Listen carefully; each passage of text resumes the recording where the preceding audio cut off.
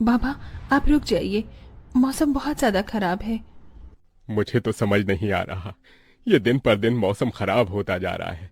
अगर ऐसे ही चलता रहा तो मजदूरी नहीं कर पाऊंगा और घर में खाने को एक दाना तक नहीं आ पाएगा। तभी बहुत तेज आंधी तूफान चलता है। अरे देखो जरा देखो, कितनी तेज तूफान चल रहा है।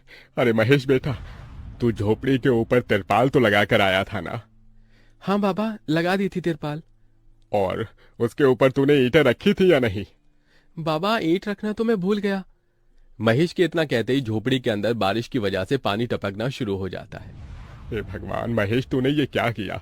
तुझे मैंने कहा था बारिश और तूफान तेज है, तुझे ईंटें रख देनी चाहिए थी।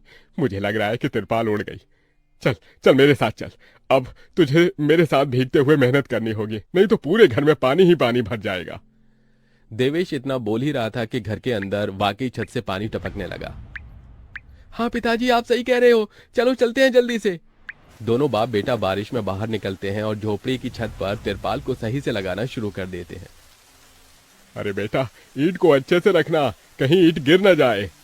ठीक है पिताजी, सही सही रखूंगा। महेश इतना कहकर अच्छे से ईंट से तिरपाल को दबाने लगता है, जिससे छत ढक जाती है और झोपड़ी में पानी टपकना बंद हो जाता है। लेकिन इसी के चलते हुए बेचारे दोनों के दोनों बहुत बुरी तरह भीग जाते हैं। अरे चलो बेटा, बहुत ठंड हो रही है, बाहर घर में चलते हैं। चलो, बरसात में मौसम बिल्कुल ठंडा हो गया है। हाँ पिताजी, आपने बिल्कुल सही कहा, चलिए। जब दोनों बाप बेटा घर के अंदर आ जाते हैं तो मेघा उन्हें सूखा कपड़ा देती है और अपना शरीर पोंछने के लिए कहती है। आप लोग अपना शरीर पोंछ लो और सूखे कपड़े पहन लो, नहीं तो ठंड लग सकती है। मेघा के दिए हुए कपड़े दोनों पहन लेते हैं। तभी बीमार शकुंतला बिस्तर पर पड़ी हुई मेघा से कहती है। अरे बेटी, तूने खाने के लिए कुछ बनाया नहीं? माँ, मैं बारिश के रुकने का इंतजार कर रही हूँ। घर के अंदर खाना कैसे बनाऊंगी? सारे में धुआं ही धुआं हो जाएगा। मेरी दवाई का समय हो गया है और मुझे भूख भी लग रही है। ठीक है माँ, मैं कुछ करती हूँ। मेघा अपने सिर पर एक सफेद कट्टा रखकर बारिश से बचते हुए बाहर से कुछ ईंटें लाकर घर के अंदर ही छोटा सा चूल्हा बना लेती है और उसी पर खाना बनाना शुरू करती है। अरे बेटी, पूरे घर में धुआं ही धुआं हो गया है।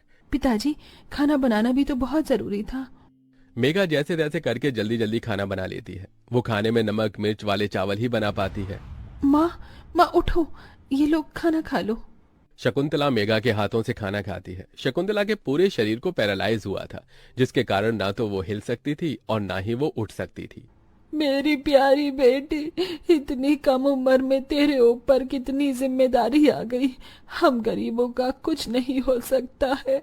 इस गरीब झोपड़ी के अंदर हम कैसे कैसे दिन देखते हैं।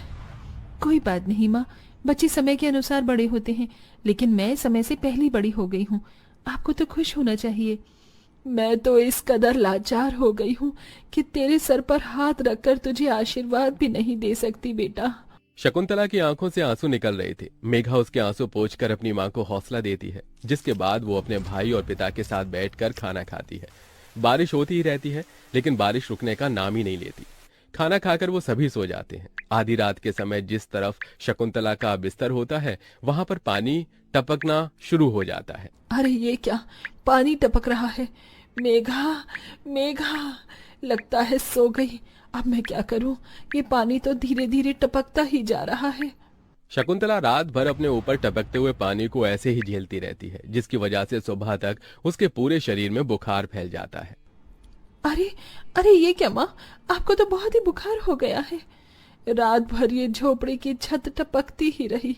मैंने तुम्हें उठाने की कोशिश की, लेकिन तुम्हारे तक आवाज नहीं गई।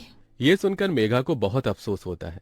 वो सूखे कपड़ों पर अपनी माँ को सहारा लगाकर लिटा देती है और उनके कपड़े भी बदल देती है। लेकिन तभी अचानक से गांव में बाढ़ आ जाती है। अरे अरे ये क्या हो, यहाँ तो पानी भर रहा है। अरे लगता है गांव में बाढ़ आ गई है।